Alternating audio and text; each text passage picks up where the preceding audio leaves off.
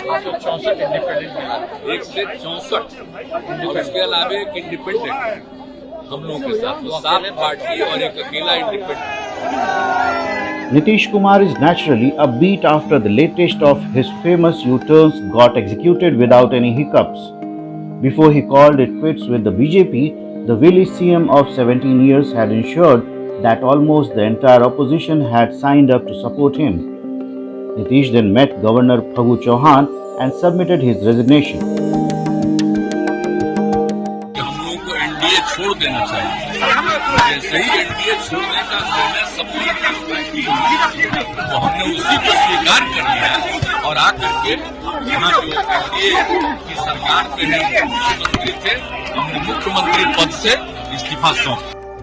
After submitting his resignation, Nitish straightway held a meeting with RJD leaders, where the modalities of government formation was decided. While Nitish will retain the CM post, Tejasvi Yadav will take oath as Deputy CM. Sources say RJD has also demanded the home portfolio along with the Speaker's post. Deal done. It was celebration time for the RJD that will be sharing power in the state after a gap of 5 years. तो समाजवादी लोग हैं, हमारे पुरखों की जो विरासत है वो कोई और ले जाएगा क्या? ये हमारे पास रहेगा। तो इसलिए माननीय मुख्यमंत्री जी को धन्यवाद देते हैं। हम अपने पार्टी के राष्ट्रीय अध्यक्ष आदरणीय लालू जी को धन्यवाद देते हैं कि बीमार अवस्था में भी जो उनका भी जो निर्णय है, क्योंकि राष्ट्रीय अध्यक्ष है, उनके पास जब प्रस्ताव गया, उनसे जब हम लोगों ने बात की, पार्टी के लोगों ने बात की, क्योंकि हर एक लोग, बिहार की जनता, हमारे पार्टी के वर्कर, हमारे पार्टी के विधायक, सब लोग चाहते थे कि जो किसी भी तरीके से भाजपा का जो एजेंडा है उसको बिहार में नहीं चलने देना है।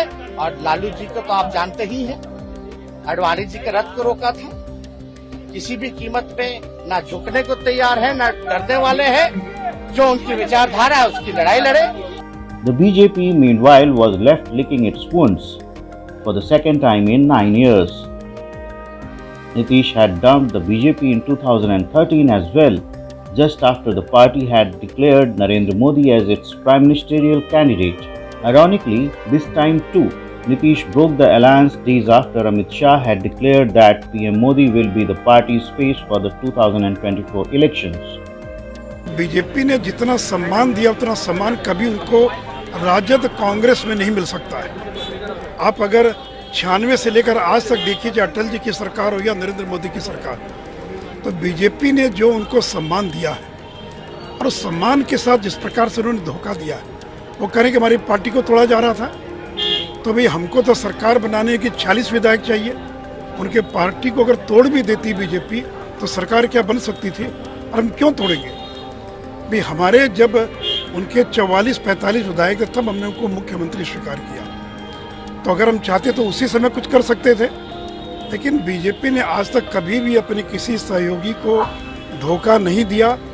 हम लोगों ने उन्हीं लोगों को तोड़ा जिन लोगों ने हम लोगों को धोखा दिया, चाहे वो अगर महाराष्ट्र के अंदर शिवसेना जिसका समझौता था बीजेपी के साथ, और शिवसेना ने जब धोखा दिया तो उसका परिणाम भुगतना पड़ा। सरकार बन गई, अब सबको लोगों को रोजगार मिलेगा, लाखों करोड़ों को रोजगार मिलेगा। जिस तरीके से तेजस्वी जी ने इधर देखिए ना, तेजस्वी जी ने जिस तरीके से कहा था कि 10 लाख रोजगार देने का काम होगा, अब वो समय आ गया है कि बिहार में जिस तरीके से खेला हुआ है और उस खेला का रिजल्ट ने दिखाने का काम किया है। लेकिन आपको लगता है कि राजभवन से न्योता आएगा, क्योंकि अभी तक तो कुछ दिया नहीं गया?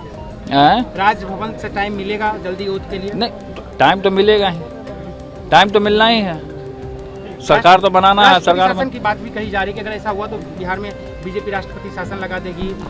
क्या लगाएगी नहीं लगाएगी, अभी तो फिलहाल जनता है ना मालिक।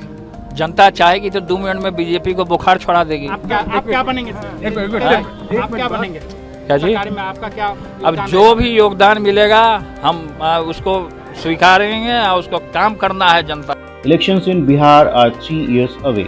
Therefore, the BJP is set to have a long stint in the opposition in the only Hindi-speaking state where it has never had its own chief minister.